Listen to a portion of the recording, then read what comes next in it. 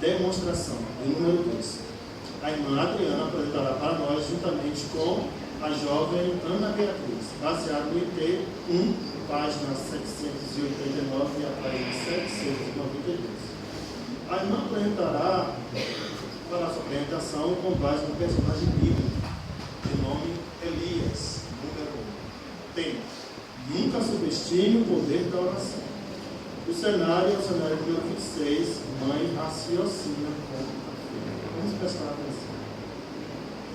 Bia, você chegou triste da escola? O que foi que aconteceu? Hoje foi aniversário da minha coleguinha e essa menina vai te parabéns. Oh, mamãe, mas isso é muito bom. Significa que você está aplicando os princípios da Bíblia. Eu sei, mamãe, mas quando ela me perguntou que eu não bati palmas, eu fiquei com vergonha de correr pro banheiro. Oh, Bia, eu entendo você. Mas você orou a Jeová pedindo coragem? Não, será que já vai ouvir a responder minha oração? Claro. Vamos ver isso na Bíblia, no livro de Salmos 65:2. Diz assim: ó ouvinte de oração, admiram pessoas de todo tipo. Então o texto mostra que Jeová ouve nossas orações. E lá em 1 João 5,14 diz que não importa o que peçamos, segundo a vontade de Jeová, Ele nos ouve. Mas um relato que eu gostaria de considerar com você está no livro de 1 Reis, no capítulo 17. Nós vamos aprender um pouquinho a respeito do profeta chamado Elias. Elias estava morando temporariamente na casa de uma viúva e se alimentando da mesma comida que ela. Vamos observar o que aconteceu?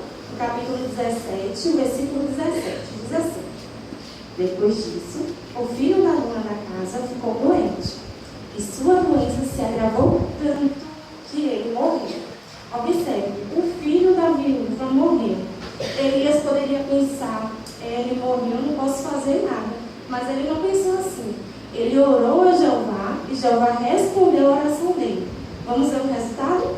Vamos. Presta atenção. Diz assim: então ele se estendeu 3 vezes sobre o menino e clamou a Jeová: ó Jeová meu Deus, por favor, que a vida deste menino volte a ele. Jeová escutou o pedido de Elias. A vida do menino voltou a ele e ele reviveu. Que bom, mamãe. Então Jeová escutou a voz de Elias e o menino voltou a viver. Isso mesmo, Bia. O menino voltou a viver. E isso significa que nós não devemos subestimar o poder da oração, porque a Bíblia nos dá evidências claras de que realmente Jeová ouve nossa oração.